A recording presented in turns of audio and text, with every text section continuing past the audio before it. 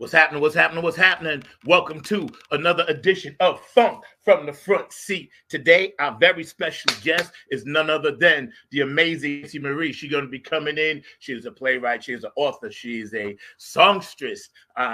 She does all these great things in the Philadelphia theater. The X Theater in the X, and we're going to talk about a lot of things that's going on. Her journey through American music, and through American theatrical performances and, what she's done as a playwright and all this other stuff. So y'all sit back, sit tight, because in a minute we get ready to turn it loose. We're going to blow it up. I want to thank everybody for tuning in today. Today I'm starting out with just this really one special moment of silence for my dog, Amari, and my funk fam in Virginia, Tony Cam and Jackie Cam, who had to take care of their Tony's brother. And we love you, and I know he transitioned up, and that's all good. So, we just want to take that 1 second before we start the show, just to acknowledge that we love him, we love the Cam family, and we're sending prayers up to you guys. But right now, we're going to do our normal shout-out around the world as we go and make it funky for y'all up in New York. But we're going to start out in funky Philly, Philadelphia. That's where we're going to start today. So I know y'all need to stay active on the chat line. Please tune in. New York City, where are you at today? Delaware, are you aware? Pennsylvania, the DMV up in the D.C. area. Jersey, you heard? I'm digging y'all way up there in Vermont. I had somebody hit me up the other day. We was talking about Vermont. Down here in North Carolina, South Kakalaki, we got you over there in Virginia. Shout out to my family in Virginia, man. I love all you guys, man. And my family in Georgia. Yo, I love all you guys out there, man. So that's really cool.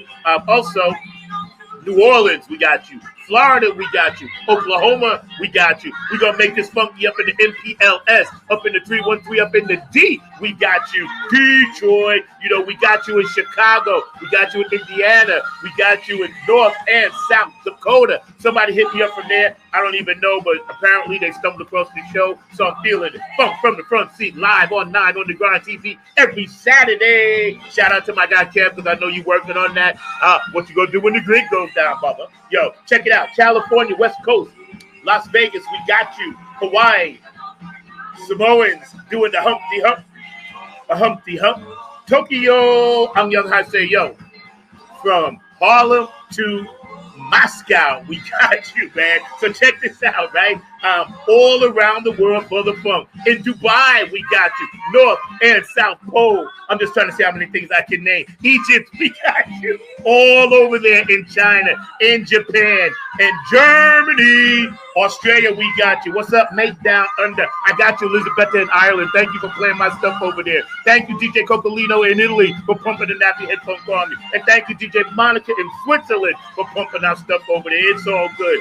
I'm every woman. We got a woman today that's coming on, that's going to blow it up. She's going to bring it in, bring in the funk, bring in the noise, because you know how we do. We're closing out Black History Month right now with one of the best, one of the greatest all around the world for the funk. My funk sister, we're talking blood here, y'all. Nancy Marie is in the hit house. What's up, sweetie? Well, sister, I like that. How you doing? I'm doing good.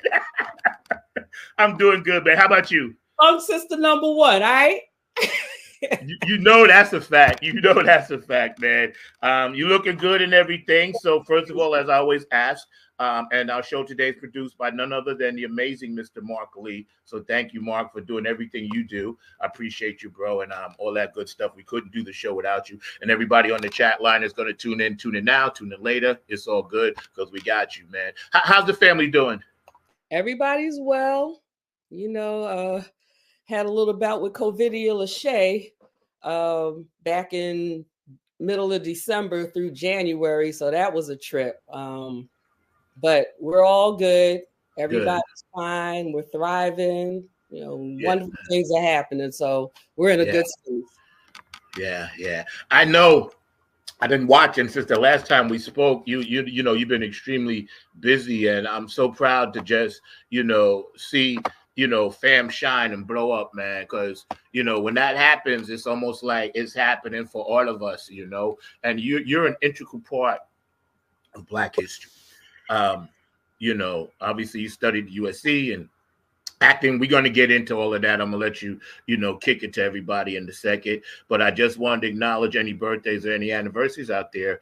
Know that we at Funk from the Front Seat care about you guys, as well as transitions, which I mentioned, Amari and the Cam family. So he's up in heaven now. But for my audience that's just tuning in, before we dive deep into what's happening, of course, Billboard topping songwriter and singer and all that.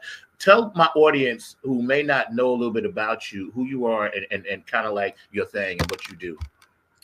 All right. Well, I'm Nancy Marie. I'm an award-winning author, playwright, songwriter, actress. I mean, I do it all. I like to call myself a jack of all trades, but kind of that is what I am. But I master everything that I do. I don't play with any of the gifts that God gave me. So I put my all into everything that I do. I am passionate about education, and one of my babies is the Black Education Station, which is the first streaming platform dedicated to the educational needs of Black children. So that's one of the organizations that I work with. I recently transitioned from the board of the Evalor House, which is the award-winning nonprofit organization dedicated to uplifting Black girls. And I served on their board for 14 years, and I am now transitioning over to the board of advisors because Evalor will always be a big part of my life. I found my most powerful gift to be my writing, because there are stories that aren't being told that need to be told. I just did a spoken word workshop at the school that I used to work at for 16 years. And the theme was Lift Every Voice and Sing. So workshop on the origin of that anthem, how it became our national anthem, how it became our national anthem before the Star Spangled Banner became America's national anthem. Lift Every Voice and Sing was our anthem for 12 years. So of course, you know, they look at what we do and they model it, they mock it, they, you know, do what they do. So we did a whole workshop, and the children were so empowered, and the pieces that they wrote, it was just amazing. So, you know, writing and education are really at the forefront of this fourth quarter of my journey. So yeah. You know what's funny? You mentioned, I say that sometimes people misinterpret when I say that. I don't say that to be like, oh, it's my last, but I do say I'm on the back nine, you know, right? And I think it's okay to say that, because I tell people, it's like, well, I look at it like longevity. You know, I've been able to and blessed to do so many things. So I kind of take it as a badge of honor when I tell people that. I was like, yo, you know, I'm in my fourth quarter. I'm always joking with my friend. I say, I'm in my third trimester. I joke around. Yeah, I put the pregnancy thing in real, bro. Yeah, right. I'm in my third trimester. Yo, don't mess with me. Just bring me bananas and chocolate chip cookies. And yes, please. Absolutely. That's funny. So, we're gonna dive more into theater in the X's in a minute, but I wanted to talk about the first of all, going back to We Sing a Black Girl Song. Okay. Yeah. So let's dive into that for a minute. Mark, in a little while, we'll show the promo that we have of it. But I wanted to get into that because I think that's very important, since this is Black History Month and we're talking a lot about our culture, which includes all cultures, you know, because people steal from everything. And it's like we've been ripped off and robbed and raped and pillaged and plundered. You know, they ran through us, you know, destroying Black Wall Streets all over the place, messing with the money. Nobody never got their 40 acres and a mule except for Spike Lee. And he only got it posthumously on his films. You know what I'm saying? Oh. He got it. We didn't get it. You know what I'm saying? But tell us a little bit about that. We Sing a Black Girl Song. So there's a powerful poet here in the city of Philadelphia. Her name is Rhonda Rise. And she developed this documentary, which is called We Sing a Black Girl Song. And the purpose was twofold. To celebrate the 40th anniversary of the play for colored girls who have considered suicide When the Rainbow is Enough by Ntozake Shange, and to also celebrate the release of a new book, Sing a Black Girl Song, which contains some of her unpublished works. So there are works that Ntozake wrote that we have never even seen before, and they've just been released in a book. So the documentary paid tribute to Ntozake. Wow. And when I tell you, we filmed at the Colored Girls Museum here in Philadelphia. Listening audience, if you ever get a chance to come to Philadelphia, you must put that on your list as a thing to do. The curator, Vashti DuBose, actually turned her childhood home into this Colored Girls Museum. And when I tell you, it is one of the most phenomenal places you will ever get to visit in your life. The artifacts that she has on display, just amazing. So we got to film the documentary there. And I tell you, it was a gathering of sisters. So each of us was tasked to do a spoken word piece. And mine was entitled What Ntozake Said. We also did a sister circle, which you'll see in the promo, which, you know, the sisters just gathered around. We had one of the most awesome female drummers in the city, in the state, in the United States, in the world, Karen Smith, accompanying us on the drums. And when I tell you that sister circle was off the chain, brother. Oh my God, it was amazing.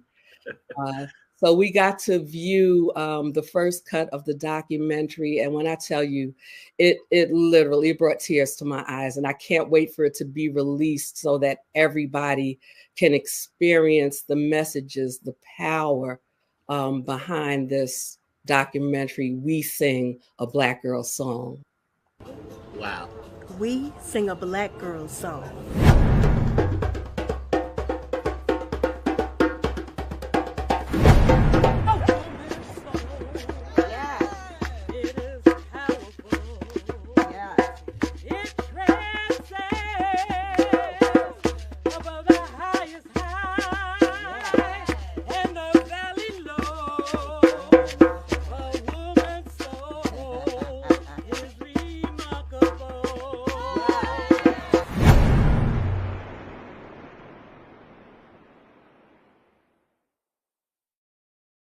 That is powerful. Watch that. That is powerful. You know, and congratulations on that. Let me ask you, as a entrepreneur and, you know, a mom and, you know, all the things that you do, how do you balance your time? How do you manage your time? Because you're doing so many things all at a very high level. And I always want to ask individuals how they manage time, because we all manage our time differently. But how do you manage your time when you're trying to balance everything and make sure you put all the best possible energy, you know, at the same time into everything? Honestly, that's just something I'm really just getting a hold of, because I used to just go at 150 all the time and would find myself getting burnt out and dropping the ball on so many things, you know, because I'd be going so hard for everything. Yeah. Not recognizing the need to pause, self-care, and, you know, all the important stuff that enables you to do the things that you do. So I have to learn how to prioritize which projects are the most important at this time. And, you know, I'll make sure that I'm focusing on those things and kind of put the other things on the back burner, and also make sure that I make time for myself and for family, because, you know, for a long time, it was just like, go, go, go, go, go, go, go, go, go. And then I get to the end of my rope and then everything would just fall apart. So, you know, you find time for the things that you have a passion for, and you do what you have to do what you want to do. So Yeah. it's all about, number one, prioritizing what's important in this moment that absolutely has to get done. What can you kind of put on hold to get that main thing accomplished? And when is the time that you need to rest? Yeah. And that's important, to build that. And that's something I found out as I've gotten older, to build in necessary rest. Not so much for the physical, but yes, for the physical, but more so for the mental. Right. The mental burnout. It's funny, Kevin and I was talking about a month ago, and we was like, yeah, now we know why our grandparents and moms and dad used to just sit on the porch and do this all day, right? Yes. Very necessary. Yes. I didn't know it then. I was like, man, y'all wasted time. They weren't wasting time. They were simply using their version of rebooting. Yep. So it was like, looking at everything. Yeah, I love to rock out, bro. Look. Right. And I get that, man. That's dope. Mark says that's why he loved his grandmother, whatever. Say that again, Mark. He wants to glide it out. Yo. So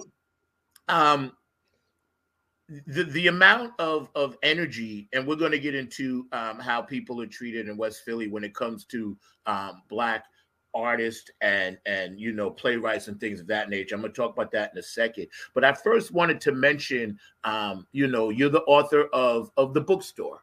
Yes. So tell our audience what that is and what that entails before we. Actually, let me set it up like this. Okay. 11 years you've been, working with Theater in the X. You've been there a long time. You're founding, I would say, pillar in that community when it comes to that, which was founded or helped put together by Walter DeShields, Carlo Campbell, I believe, and Laneshi Miller White. Does that make sense? Lanesh Miller White. Lanesh Miller White. Okay, good. Yeah. Those are the founding fathers and our founding mother.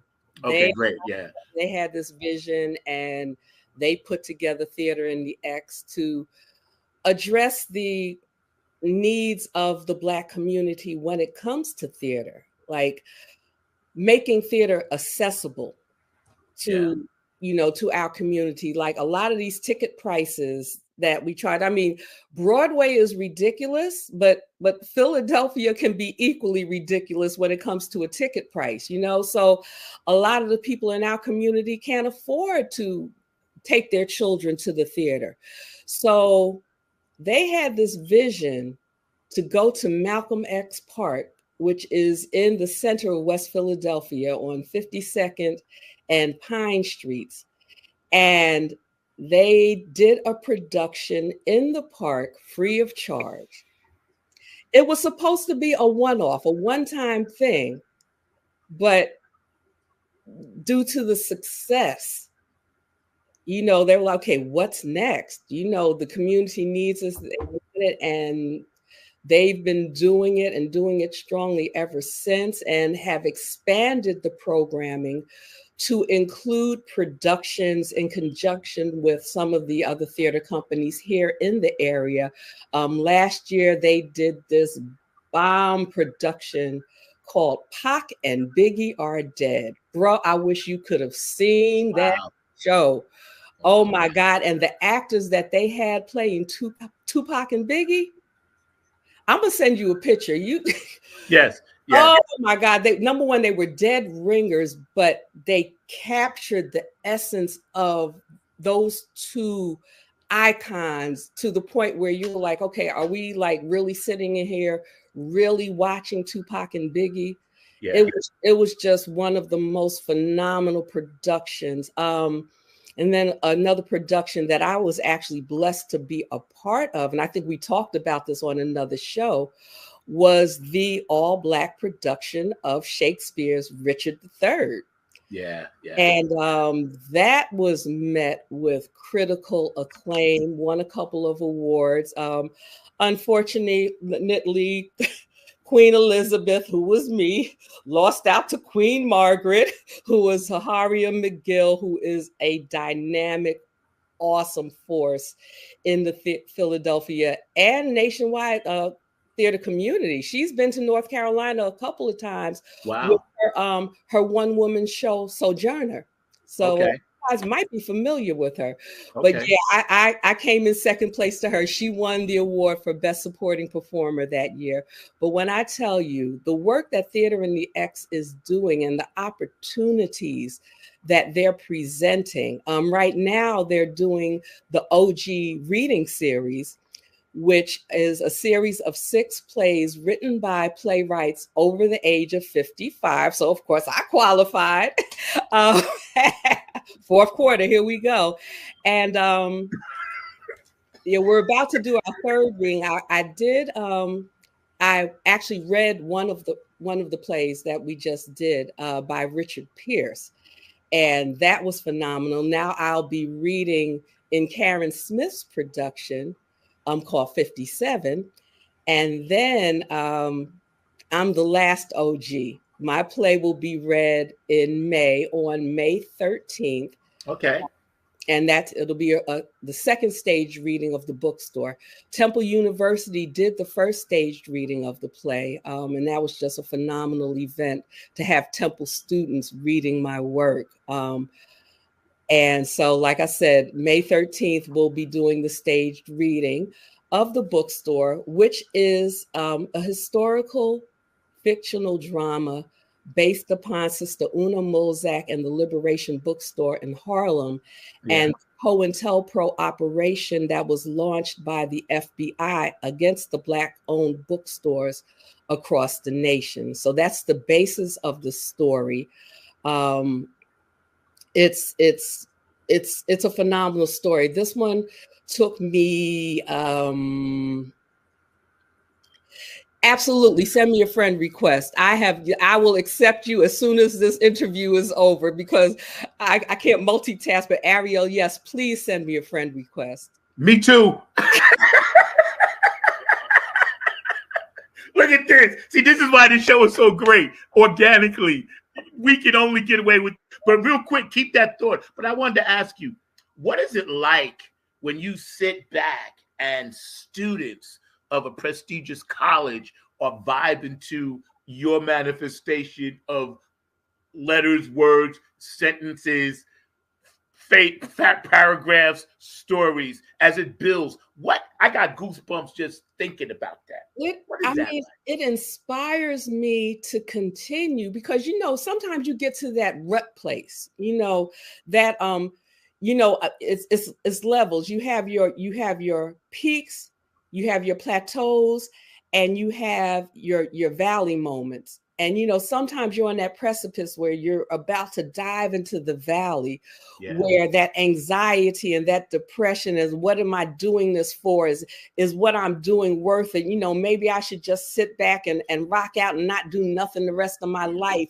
And then you have a moment like that where somebody approaches you, random somebody on the street, be like, I saw you like 5 years ago and you said this, that, the third, and it changed my life. And I became a this, that, the other because of what you said or what you did. And I'm like, oh, that's all the juice in the battery I need to keep going. So yeah, I live for those moments. I really do. I really do. I appreciate that you said it like that, because, and first of all, shout out to my wardrobe consultant today. I forgot to get you at the top seat, but I love you. Thank you, baby. So when we hear people echo our words and thoughts and back to us, it's really, to me, that's God's way of telling to validate us to keep going when our batteries feel low. Because as an artist, man, we get drained. You're an empathic spirit. You're a spiritual woman. You're doing so many things that require a lot of energy. And I know we have the mindset of staying away from that dark energy out there that wants to suck you in. But I am always fascinated when a playwright or someone such as your ilk can put those words out and they're all in the right order, and it's read back and people in the audience, vibe to it. You were nominated by Broadway World. You know, one of the, you and I did a little research more this time. I have more time. I had more time. So, although Mark didn't help me because I couldn't find him all week, but it's okay. Oh I couldn't find him all week. Mark is MIA, but Mark is like you. He literally is producing another show probably right now because that's what he does. He's really good at it, you know. But you were nominated, and there was a scene, and you played an elderly woman, and one of the quote out of the write up. The thing that said that got me is they said you were doing a crying scene that made people in the audience cry. It was like you were doing a scene. That one. Yeah, man. I'm looking at it right now. You played a part, you know, and it was called Ordinary People. That was the reading we just did. Yeah. Yeah, that was the stage reading we just did. Yeah. Richard Pierce's piece. Yeah. And that one brought tears to some people, my friend. You know, so yeah.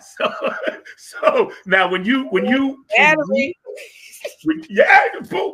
can read something and drop a tear out of a person, that's powerful, man. That is powerful. That's ancestral powerful. That's DNA powerful. That's Anunnaki, Jesus Christ, God powerful. You know, that's some powerful stuff to take a word and make a tear form in another human being. You know, brother, I tell you, if you could read this play that Richard wrote, the basis of the play was, you know, a family during the Great Depression, and you know, this little girl who just had this hope and this vision and this belief that Jesus was going to come back, and this guy shows up. You know, she's talking to her grandmother. I played the role of the grandmother. And she's looking out the window, said that this man's been standing there for a long time in the snow. And, you know, we look out the window and, you know, she invites him in, and his name happens to be Jesus Cristo, you know, and he's a carpenter who's at the church, you know, working on this stuff. And while he's in the house with them, you know, all sorts of miracles start happening, but he also has a conversation with each one of the characters.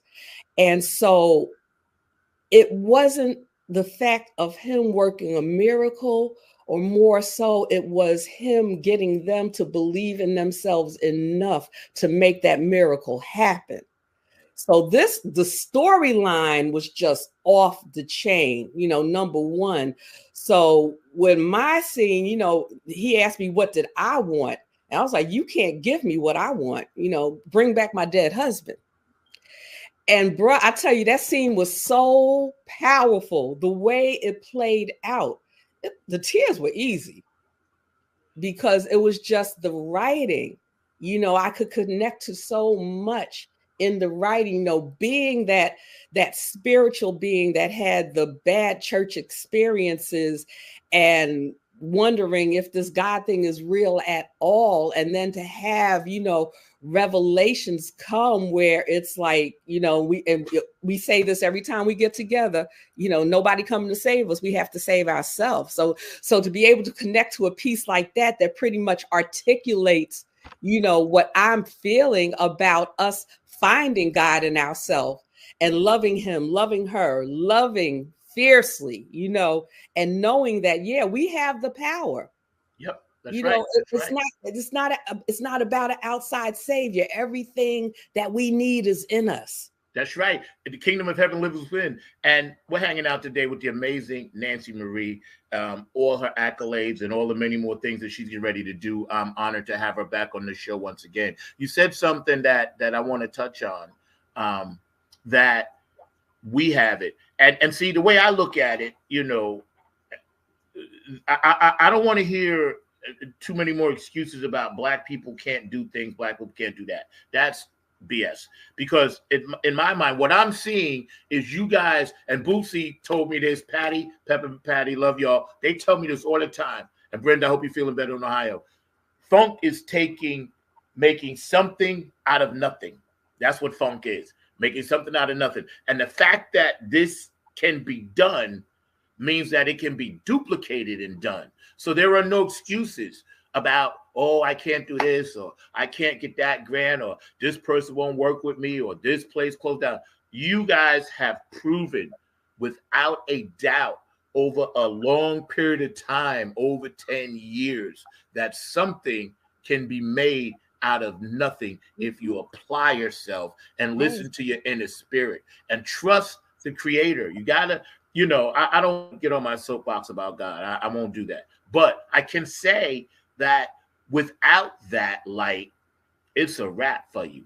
Whoever can't see that, I feel bad for them. It's, I can't help them. I feel bad. It could be my kids. It could be whoever. I feel bad because that light comes from somewhere. This is just a rental suit.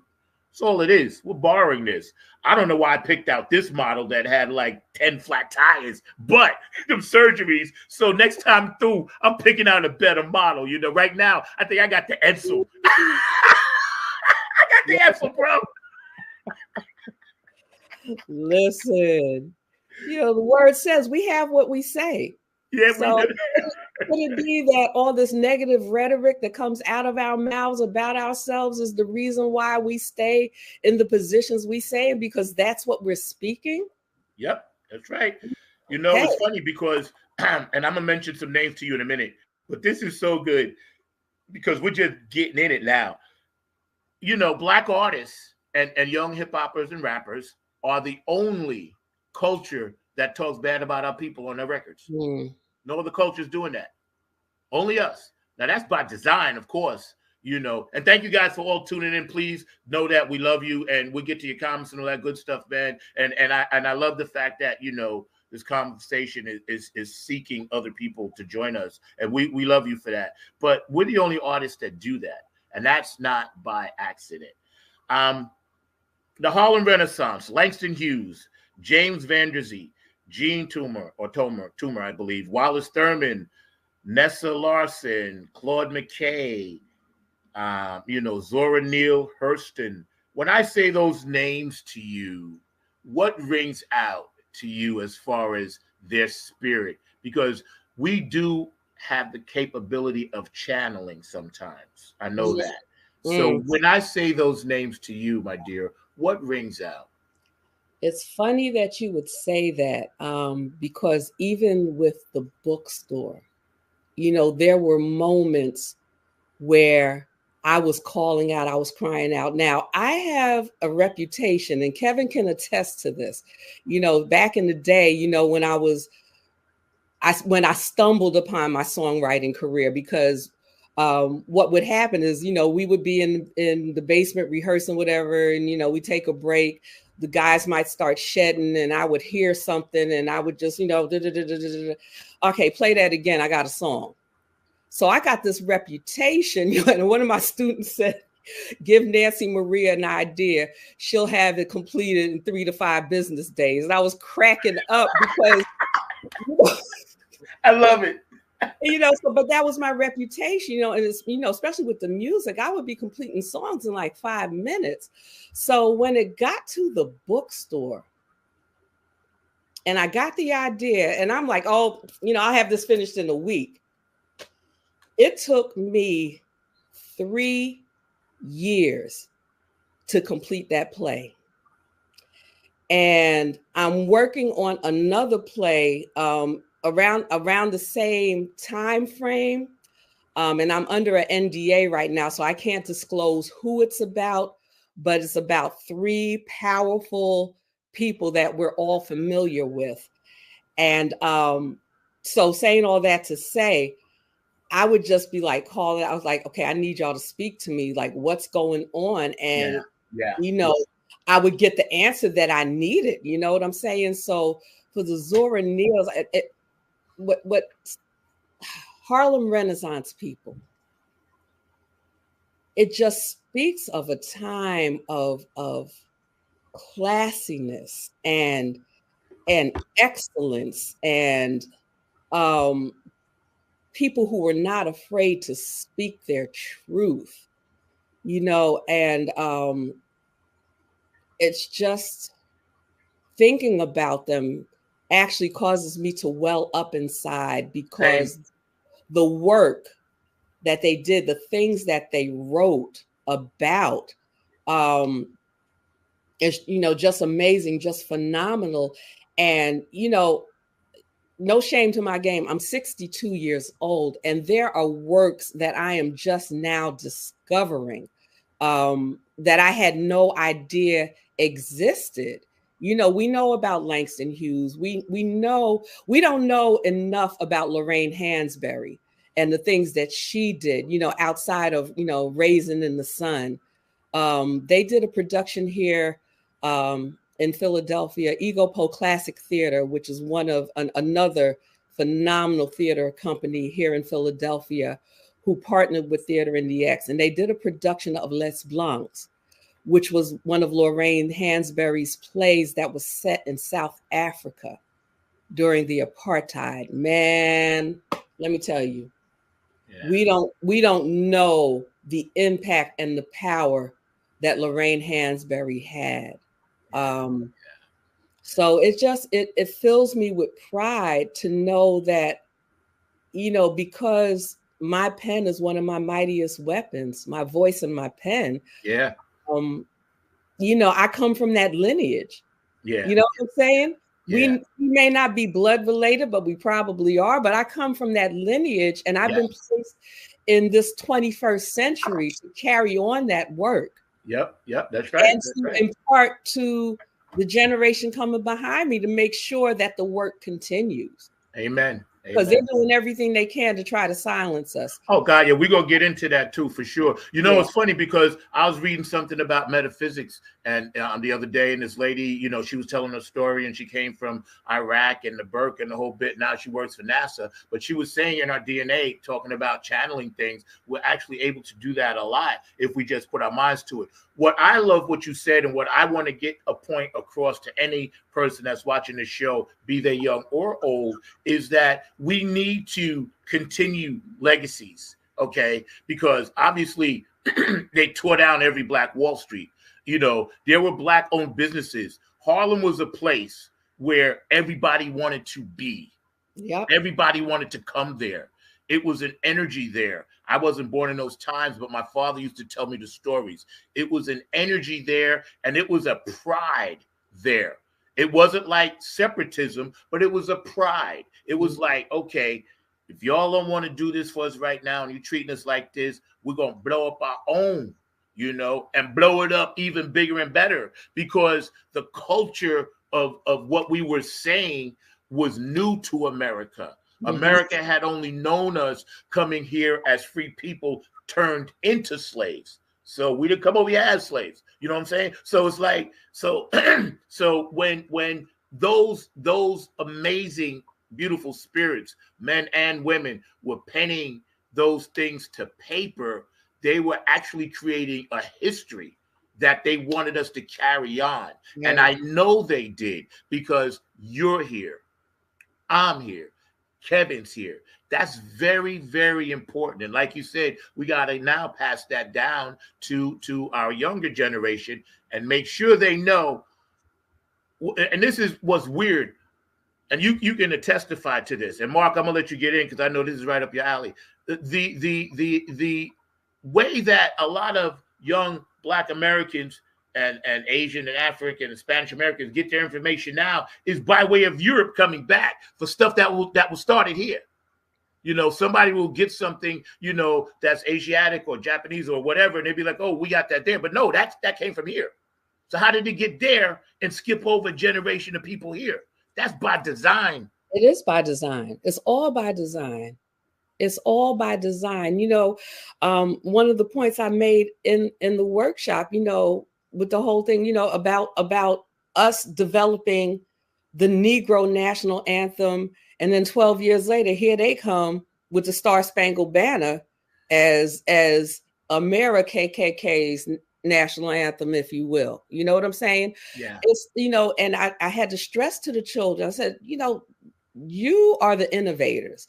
Don't let anybody tell you that you don't have what it takes to create something wonderful and to build a legacy.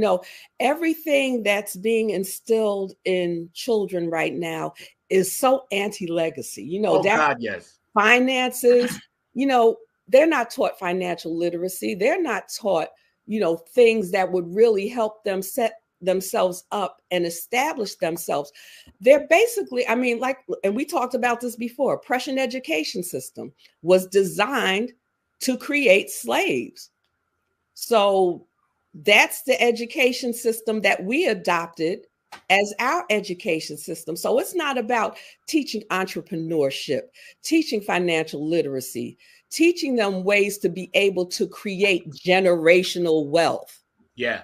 So that their kids, you know, you could give your child $25,000 to put a down payment on the house, and it's no sweat, no pressure. We don't have to take out these loans. We're not taught these kind of things. And you're right, it's by design to keep us in bondage, to keep us working to build other people's visions and empires. And then you get to the end of your tenure, and what do? You get this gold watch so you can sit back and watch how much time you don't have to build your own legacy, to build your own empire. That's right. It's all by design. It's all by design. It is. And see, and there is enough for all of us to be successful. We just have to stop doing the foolishness out there. You know, I don't want to hear there are no black dollars. I don't want to hear there are no black billionaires. We got all of that now. You know, it's just how it's got to be applied. For one day. Shut down black spending for one day. Yep. And watch the economy collapse. Exactly. One day. Guaranteed. Exactly. That's why we got to be smart, and we have to understand that even though we know, and this is no offense to any white brothers and sisters, because I love all y'all. It's all good. It ain't about that. We know in the end that corporate dollar is going to speak. And like you said, if we shut it down, you know, they would have to take notice, because that's how every movement is started, you know. Right. Please sit back and relax, y'all. Okay. I was just going to say, the thing is, you know, right now as a people, we're so divided. And that's why they're so successful. Yes. You know what I'm saying? Because I guarantee if we ever came together as a people, it's a wrap. A wrap. So they're doing everything in their power to make sure we stay divided. Yeah. See, the kingdom of heaven lives within. It's divine, and it's a real place. It's a real thing. It's a real feeling. And when you shut that down and close off people's third eye, you don't give people opportunity. You take away the creativity part. We're all binary code, ones and zeros. We got our, you know, corporate side in our brains, and we got the creative side. And if you take away the ability to reproduce, the ability to think and critically think outside the box, the ability to understand, if I shoot this person, I could literally be shooting my own flesh and blood, because we're all related. We come from the Father. So if we all come from one, the Father, why do we want to kill one of our brothers and sisters? It never made any sense to me. On the other side, we're going to come back and bring Mark in. We're hanging out with the amazing Nancy Marie. We got much more to talk about. We unpeeling these onions. Y'all stay active on the chat. We got comments coming through. But right now, I'm going to take a short pause for the cause. Y'all sit back, relax, because I want to hear from my guy, Keith Jackson. Hey, this is Keith Jackson with P-Funk Radio, inviting you to check out my brother Zach Robinson with Funk from the Front Seat. Saturdays, 12 noon on the East Coast and 9 a.m. on the West Coast. It all happens on 9 on the Grind TV and also on YouTube. Great guest, great conversation each and every Saturday. That's Funk from the Front Seat with Zach Robinson on 9 on the Grind TV and YouTube. Check him out. This is Joe Keys of Joe Keys and the Late Bloomer Band. Just did a show with my man Zach. Number 9. That's right. Number 9's got it going on. Check out Funk from the Front Seat. Zach Robinson. Wiggle worm here, baby. Yeah, and I'd just like to say congratulations to my man Zach. Yeah, Club Funketeer number 9. Keeping that funk on the shine for his 2nd year anniversary of his show, Funk from the Front Seat. It don't get no better unless you jump in the back seat and then jump back in the front seat on the one. Yeah, keep that funk alive. Hey, it's Chrissy Key Rollins here with Holistic Restoration, inviting you to check out Zach Robinson with Funk in the Front Seat. He drops new episodes every Saturday at noon on the East Coast time, and replays are posted for whenever you miss a live stream. You can find him on 9 on the Grind TV and also on YouTube, and get ready for the funk because he brings it every week along with hot topics, amazing guests, and great conversations. Again, that's Zach Robinson with Funk from the Front Seat on 9 on the Grind TV and YouTube. Go check them out. Hey, this is Jen Vanderputten, writer of Code and Prose. You are watching Funk from the Front Seat with Zach Roberson. Tune in every Saturday at noon for excellent and important conversation. Hey fam, what's goody good? What's really good? My name is Jeff Roberson from the gospel group called Jeff Roberson and New Life. And I'm coming to you from the town that we had to name it twice. It's so nice. New York, New York. And I'm bringing you some news about my brother from another mother, Brother Zach, who's bringing you his hot new show called Funk from the Front Seat. Listen, he's bringing you funk from the vault, from the past, from the present, and into the future. He's got that music that makes the hair on the back of your neck rise up. He's bringing you funk all the way down to your toes. This is that funk that makes you really want to groove. Stay tuned. Don't touch that dial as he brings you funk from the front seat. Listen, let's go. Shout out to all my dogs, JT, RPP, Funk Radio, Gabe Gonzalez, Larry Funkster, Jones Robbins, Circle of P, Bootsy and Patty, of course, HA Entertainment, Kane and Jams, Tony Cam, and the Funk also, Nappyhead Funk Army, and Nappyhead Funk Army 2.0, Oak City Music Collective, my booking agency down here, Diego, I love you. Afterglow 92416, Donna, I love you so much. Q&A Entertainment, thank you, Otis. I really needed that call the other day. That was dope. Brooke Clagett, my Funk Angel, I will see you soon. Love TXS Energy Drinks, I just finally heard from you, so I'm going to need some more of those. Patricia Dioria, Aquarius Rising Arts and Graphics, Curtis Wilcox, my dog. Thank you for hooking me up with some special guests. And a big shout out to my peeps over in California, LL. I love you, sweetheart. I'll talk to you soon. And George DeFunk Vinci. Dr. Brookenstein, I love you, man. Thank you for everything you do. Part of the Nappyhead Funk Army. I mentioned DJ Cocolino, DJ Elizabeth in Ireland, DJ Monica in Switzerland, and Tanny Sosist in Germany. Shout out to Robin Circle P and David Webb of the Funk Chronicles, my OGs, the Nappyhead Funk Army. We are inducted into the Funk Hall of Fame in Dayton, Ohio this summer, and that's like some amazing stuff that, you know, only can be happened by the funk guys up there. And everybody else that's watching, man, you know, we appreciate you guys. Stay active on the chat line. We're going to continue our amazing conversation with our guest today, Nancy Marie, and we're going to chop it up about some serious stuff because we're in serious times, Nancy, and we know that our artistical spirituality is under attack. And if you could sit down with a young person today and explain to them how important it is to maintain civility and squelch the violence, right? How do we talk to these young people and get them to understand the value of their own lives? It's really not much that we can say before we model the behavior. Because right now they look at our generation as a joke. They look at us as the generation that let them down. So for us to try to preach to them, you know, it will be a moot point, you know, seriously, because they're kind of looking at us sideways, like, you know, you guys created this mess and here we are. But however, it starts with the light shining. You know, it starts with your light shining. It starts with you being genuine. Let them see something in you.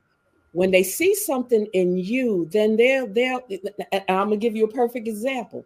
When I did the workshop this past week, at the very end, a young man stood up and spoke. He said, I'm going to be honest with you. In the beginning, I wasn't feeling you. He said, but as you went on and I saw that light in you, you know, you endeared me to you.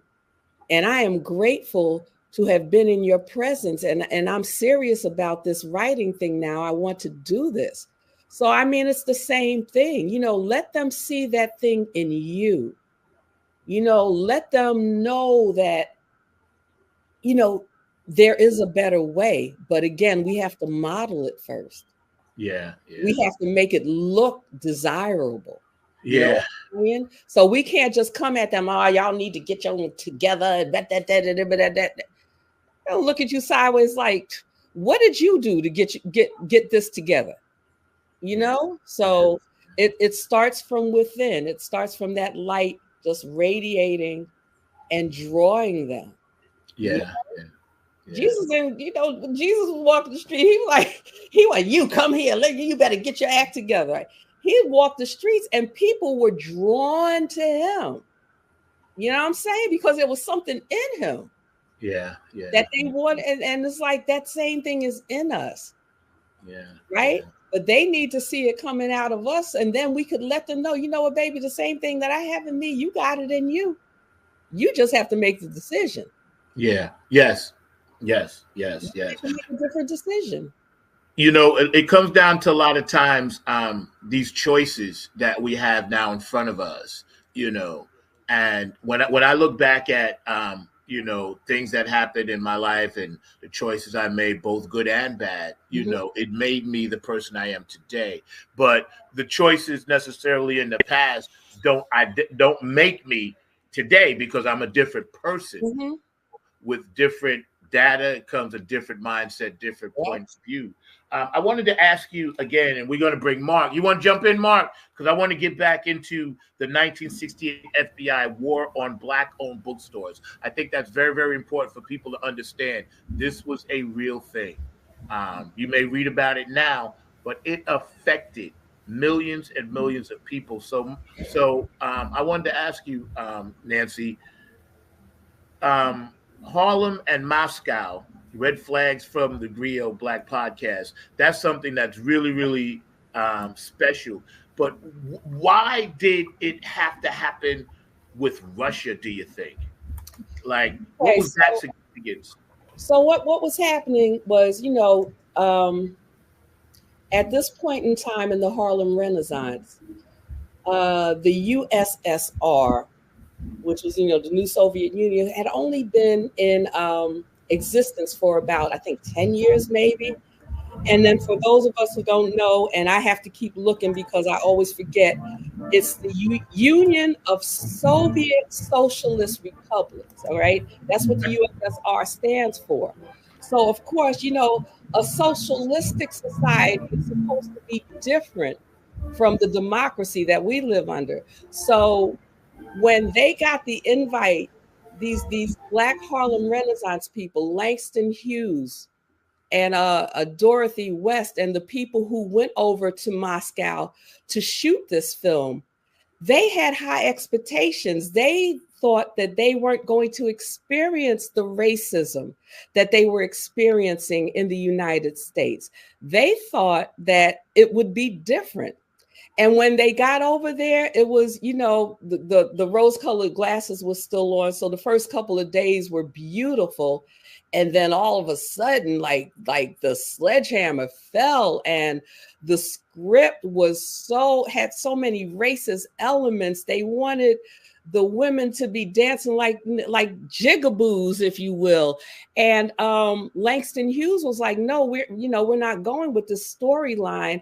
And because of Langston Hughes's pushback, the whole project was just nixed. And they were like stuck over in Russia, for a time of times because of this. So, again, we are a hopeful people, we are trustful, but then, you go into a situation again with it's labeled as one thing, right? You got to Black Lives Matter, right?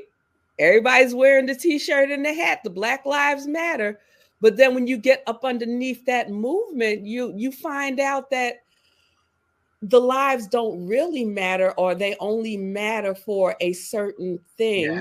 What's convenient for me for it to matter. I say the lives matter so I could get those grant dollars to put in my pocket and do a little bit for the Black people and pocket the rest for me. You know what I'm saying? So it's like sometimes we label stuff as one thing, but it's a totally different animal. So yeah, it is. Mark, jump in there, bro. Yeah, well, a couple of things I was curious about, and I'd love to hear Nancy's thoughts about what I'm getting ready to bring up. But along those same lines, there were a number of artists, and there was a number of artists that moved, not necessarily to live in Russia, but they moved to France. You mentioned one of them, Josephine Baker, and definitely Baldwin, and a number of others spent a lot of time there and everything. And there was a feeling about the way that the United States was, particularly in the 60s and before, and definitely in the Harlem Renaissance. So there was a feeling that socialism might be a better solution, and all along those lines. So there were a number of artists that got caught up in the Red Scare, because we know the Red Scare was a very big thing. So a number of our artists got caught up in that as well. But I just wanted your take on that, Nancy, because I do know that a number of our artists got caught up in that kind of scare. And then I had another follow-up kind of question as well. But I just wanted your take on that Red Scare, because I think it's still something that our artists get caught up in to this day.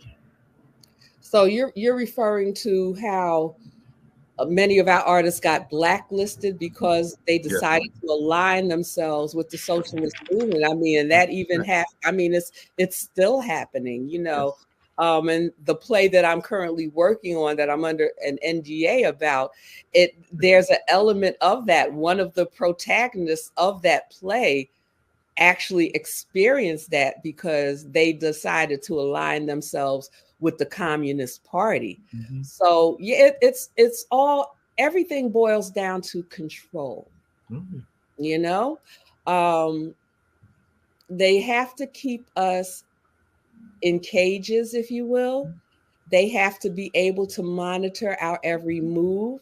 And if we align ourselves with something that's going to kind of loosen those chains a little bit and give us a little bit of movement, they have to find another tactic. So what better way than to blacklist you, so that you lose your livelihood, you lose the things that could potentially create independence for you. So now you have to recant your beliefs, your sentiments, so that they can extend a hand and give you back the things that are already yours anyway.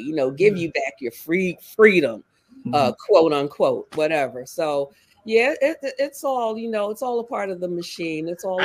I know when the blacklisted thing happens to anybody in any circumstance, it automatically affects your self-esteem. Yeah. And they realize that. When your self-esteem, that's right. And when your self-esteem is affected, you cannot be effective. You can have the greatest gift in the world. But if it's affected like that, the Sistine Chapel never would have been painted if they would have messed with that man's self-esteem, things like that. We never would have had some of the greatest, works of music and art had those people not persevered through tougher times, right? Through times where they were reading in the dark, in the closet, writing, with what my father said, there were times when they would use coal to pen stuff, his parents, before the pens and pencils, things like that. So Mark, jump in. Yeah, I was gonna say, but Zach, along those same lines, because we're seeing it right now, there is a very popular singer that is definitely going on, and there is a musical style. It isn't funk music, but it's a musical style that exists, and Beyonce decided to perform some music within that style. And yes, I'm talking about country music, and there is definitely a lot of people, including in the country music radio stations, that are refusing to play her music, and there are some people that are even counter-protesting and all along those lines. So I just wanted your take on that, because we know that the banjo and a number of the instruments that country music is based on literally came out of our culture and everything. So the fact that they won't play her, and actually we have a local artist, Rihanna Giddens, who was a member of the Carolina Chocolate Drops, that is providing the banjo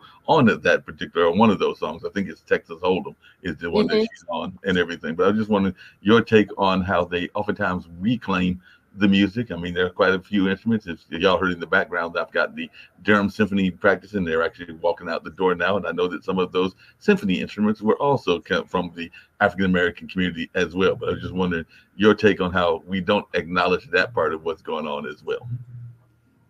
Because again, if we start learning the truth about us, how much we created, what we're responsible for, the things that were done to us, if that truth starts getting out, it's a wrap. Mm-hmm. It's a wrap. So you know, but right now they have to acknowledge, because you know, those very stations that refuse to play Texas Hold'em, Mm-hmm. you know, now that Texas Hold'em is #1 on the country charts, and her other song, I don't know the name of it, is number 16, they're singing a different tune. So now, because they're singing that different tune, because Beyonce has positioned herself, you know, now that they kind of have to, you know, I see people on Instagram all the time. Oh, I have to apologize because now I found out that Black people invented the banjo, or that Black people did. So they're recanting their statements. They have to. So, you know, kudos to the people who are brave enough to know that, okay, I'm going to do something. I'm going to have to suffer some isolation. I'm gonna have to suffer some stuff for a minute. But if we endure for a while, man, the light that's going to come and break through those shackles, it's worth it. You know what I'm saying? You know, we just have to stand 10 toes down and be uncomfortable for a minute. You know what I'm saying? Right. I don't play with any of the gifts that God gave me. I didn't mean to interrupt you. That's a powerful statement right there. Thank you for that. That was one of the comments that came through. That you know. I tried to respond to y'all in the comments, but they needed me to log into YouTube, and ain't nobody got time for all that. I can't multitask like that. My brain don't function like that. I know that's right. Just really quickly along those same lines, and then I'll definitely let y'all wrap up and everything, because Zach does such an amazing job with this show, and I love what he does with Funk from the Front Seat and everything. But Nancy and Zach, my quick question to both of you is: you mentioned gentrification and the Black bookstores, and I would argue that is still an issue today. As a matter of fact, there is a lesbian-based African-American store here that is facing gentrification and is trying to stay alive here in Durham, North Carolina. Hell Room and all along those lines. And many years ago, we lost the No Bookstore, which was a very popular African-American bookstore here in Durham as well. So what is our thoughts about how gentrification is impacting our bookstores and just impacting the culture in general? Because I've seen a number of things that have been threatened and have been railroaded out. I imagine these even happened up there in Philly. Some of the popular stores are probably not there that used to be there. Yep. And I mean, like, you look at Harlem, where it all started. There's no logical reason why the Liberation Bookstore, number one, is not open. Number two, is not a historical landmark. You know, that place was, you know, aside from Michelle's bookstore, which was a couple of blocks away, that was the spot. You know, Malcolm X, people were coming in there. And it wasn't a big one. It was, you know, it was a small, quaint, intimate space, but the knowledge that poured out and the way Sister Una just poured into the people that came through there, like, this is the stuff we need. Now we have one, you know, well, we have a couple. We have Harriet's bookstore here in Philadelphia. And I don't know if you've ever heard of Harriet's bookstore, but Janine is a bad mamma jamma. But Janine gets on horseback dressed as Harriet to deliver books to her customers. Wow. Okay. That's deep. Okay, so we have Harriet's, and their sister bookstore is Ida's, and that's I think it's in Collingswood. They're facing, they just had to have a raise the rent party because they were facing, you know, having to find a new location. And so, you know, they're trying to move us out of everywhere. You know, the redlining that's going on and the things that here in Philly, the major universities, Drexel and UPenn, are the biggest culprits. When I moved to Philadelphia, and we got our first apartment, our first house that we rented, I should say, we were in what is known as the Bottom, which is, you know, where University of Pennsylvania and Drexel University are located. And University City High School is where 3 of my children went to school. And my second to youngest son, Matthew, was actually in the last graduating class of that school, which was made check this out, UPenn and Drexel, doing stuff, taking stuff over. They turned it into a Promise Academy, right? Right. Yeah, so we ain't even gonna talk about the Promise, right? But today the school has been demolished and these condos stand in its place, and they took a little piece of the property and built this little school, and that's cute. I guess that's their give back or whatever. But UPenn and Drexel are taking West Philadelphia over. And most recently, there was this affordable housing on the corner of 40th and Market Street. They kicked all of those people out. They're I don't know what they're doing with that particular building, but they are going to transform it into something. And they gave these people housing vouchers to go find new housing. But the problem is there's no affordable housing for them to go to. And then here's the other thing. I know, I love basketball. I love my 76ers. However, I don't know if y'all heard about this. They're trying to build. Either of you ever been to Philadelphia? Yeah. Okay. So I visited Dr. Brooks a few times. Yeah, I've been to Philly a lot. You familiar with the gallery? Yes. Okay. So that they just tore down the gallery and rebuilt it, billions of dollars to turn it into the the fashion district. Right. Which was supposed to be on par with Rodeo Drive. Now COVID came in and kind of jacked all that up. The high-end retailers that were supposed to move in there, they didn't. So it didn't quite work out that way. So now here's the conversation. Like I said, billions of dollars, right? They're trying to tear most of that down and build the Philadelphia 76ers a stadium. Where they have a stadium in South Philadelphia that was just built. Ain't nothing wrong with the stadium. The stadium is beautiful. Now they do have to share it with the Philadelphia Flyers, but there's nothing wrong with the stadium, right? So at first it was, this won't involve any of the taxpayer dollars. Okay. Now our new mayor is saying, with the tax dollars we pay for this, but they're going to build this apartment complex on top of the stadium. And, there's going to be 20% of the units will be dedicated to affordable housing.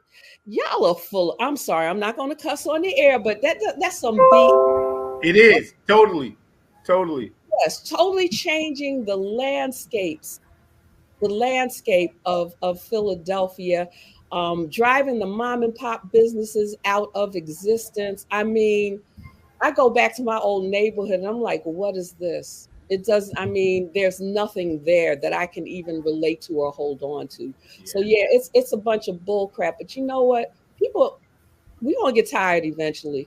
And you're absolutely right, because here I'm part of a growing organization. We don't have a name for it yet, but it's the Tenants Union, and we're actually trying to fight for affordable housing. I just drove through West Durham, I believe, Mark, down by Midland Avenue over that area. I went through there, and I imagined what it was like when it was in its heyday, and everything is boarded up, everything is closed, everything is rotten, the buildings are falling apart. Some of them are set on fire by the vagrants. They're sleeping in the buildings. And I thought to myself, this is only a stone's throw from Duke University. A stone's throw from NC Central, a stone's throw from UNC, right?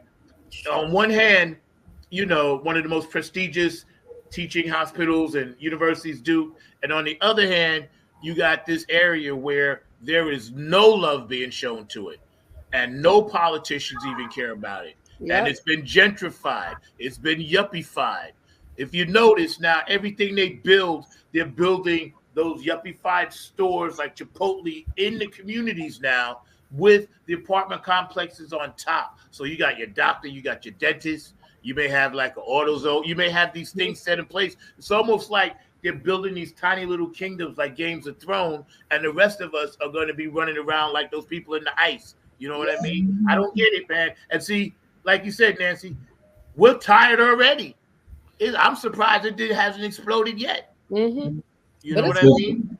But Zach, along those same lines and everything, what Nancy was just talking about, that exists here as well, because oftentimes they will build these apartment complexes. And as I've talked to some friends of mine, a number of those apartment complexes are actually sitting empty. So the homeless could actually be in those apartment complexes because they're nowhere near full, but they will sometimes set around a 20 to 25% set aside that is supposed to be for a designated income group and all along those lines. And then you got to apply to get in there, and those applications can be forever to get in that. And it takes a long time. And as you just said, Zach, sometimes they will build the super fancy ones right next to the ones that are supposed to be more Section 8. Yep. Yeah. Yep. Shout out to my peeps in California, Lisa Love. I love you. They're actually going to be on the show next week, so we're bringing some more funk with that. But Lisa, she's dope, man. She's good people.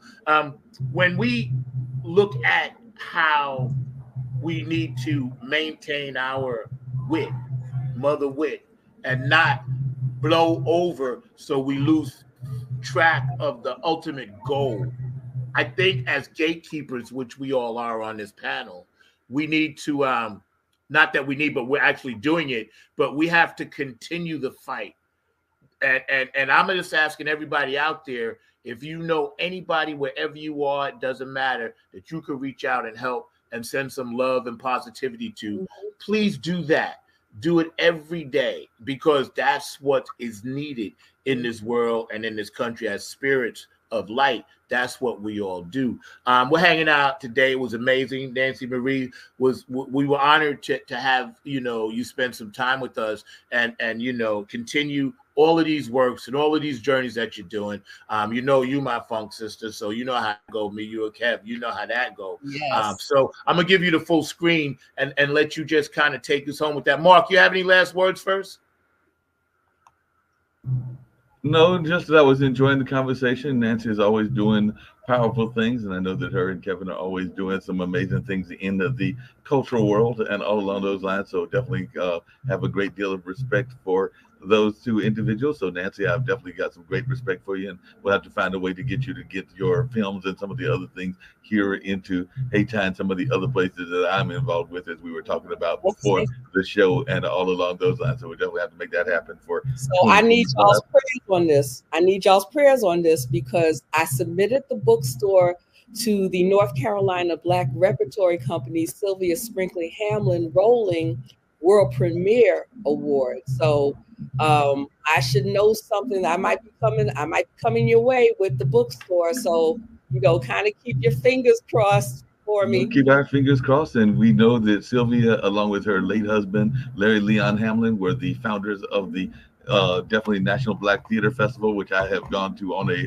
regular basis and I regularly attend and everything. So definitely there are a number of folks that are involved in that space. And I know that I want to say that this might be the year of it coming. I need to double check, because they had switched from the even years when they used to be all the odd years and everything. But definitely it is a amazing festival, and hopefully we'll see you down here in North Carolina being honored, because they are definitely what I'm going to be trying to manifest in all along those lines. But it's already done as far as I'm concerned. You're already here. I want to give a shout out to how is it affordable housing when they raise the rent every year? And you're absolutely right. Thanks for that comment. Because it's not, and of course, Lisa Love gave you the so you got another funk sister that you just met out there on the West Coast. And thank you for getting up early, Lisa. I appreciate that. We have the power. We can do it. So, check this out. I'm going to give you the last word. I know you got to get out of here and, get on with your day and finish doing these things. But I sincerely am so proud and honored to be in your circle, man. And it's just a blessing, man. So I'm going to go ahead and let you kick it. And, then we're going to get. I just want to thank everybody for joining us today. And I want to encourage you to do what it is that you were placed here to do. We do what we have to do what we want to do. You were placed on this earth to impact somebody else. And what you have inside of you is special. Two of the most powerful gifts you have are your voice and your pen. If you can't write it, speak it. And if you can't speak it, write it. I love you all, and I look forward to joining you on another day, on another journey. Please follow me on social media. I promise I will follow you back. Be at peace, be in love, be you. Peace.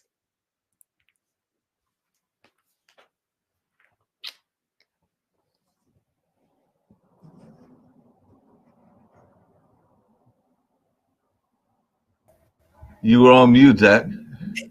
I thought it was me. No, you're on mute. Zach, we don't hear you. You're on mute. Once again, I want to say thank you for coming in, Nancy. I appreciate everything that you've done. Sir Nose tried to get me at the last minute on the show with the mute button, but I wasn't going to let that happen because I was trying to get this music right, too. So we want to let everybody know, please join us every Saturday, 12 p.m. Eastern Standard Time, 9 a.m. Pacific Standard Time for my West Coast beauties out there. And Nancy Marie, you are every woman. We love you. Thank you. We appreciate you. You guys have a great day. Funk from the Front Seat, 9 on the Grind TV. So if you're around the world and you're feeling this funk and you want to clap your hands, it's okay. If you want to get up and dance, that's okay too. And just move a little bit like this and get your day started with a little funk from the front seat. We love y'all. I'll see y'all next time.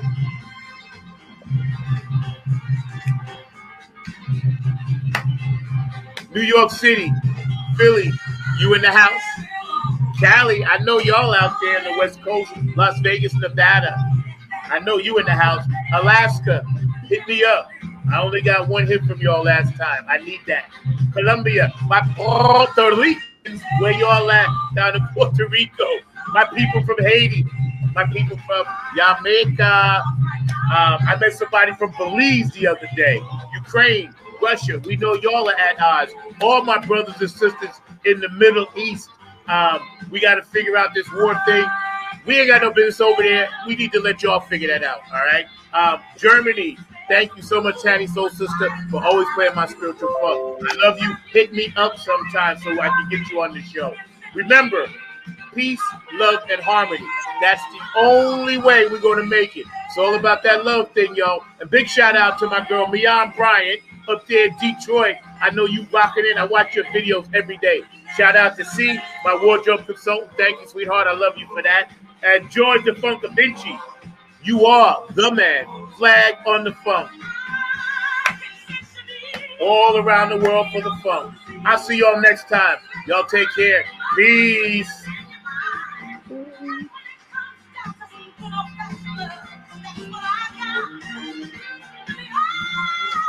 You are every woman, Nancy. Woo! I'm feeling good now. I'm ready to go. Let's go out and do this today, y'all. Let's make it happen, Mark.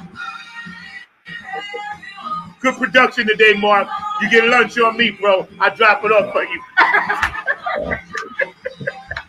You know I gotta take care of my guy. Yo, Kev, I love you, man.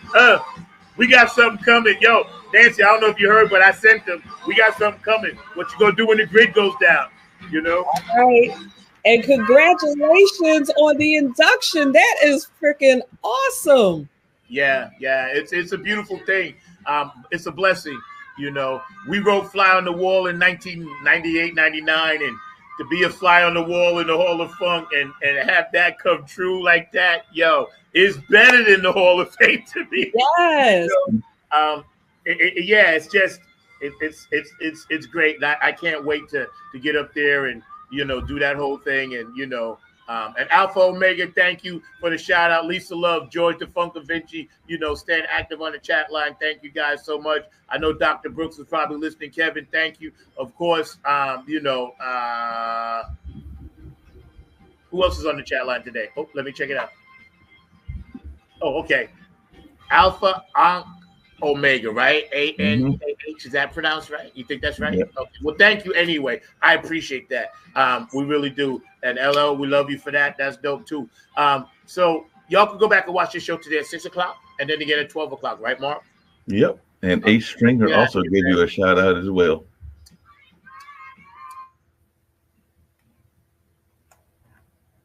We got them coming in, yo. We got the Skunk Mob. You know, we got Lisa Love. So it's going to be dope, man. And thank you for ending our Black History Month on Funk from the Front Seat in such a classy way, Nancy. I appreciate that. It means the world to me, man. So that's amazing that we could even do this long. Y'all take care out there. See you later. Peace.